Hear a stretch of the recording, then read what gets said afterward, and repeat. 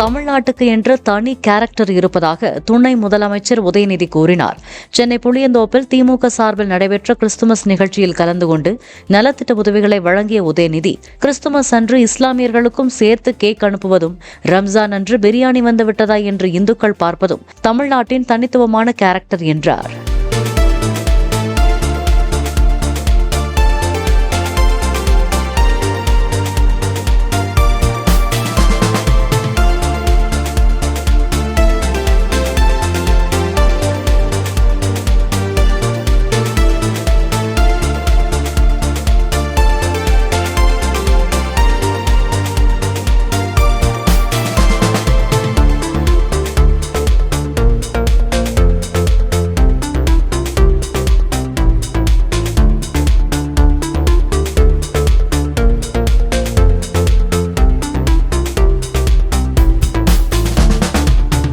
Play store மற்றும் app ஸ்டோரில் இருந்து பாலிமர் செயலியை QR கோடு மூலம் பதிவிறக்கம் செய்யுங்கள்.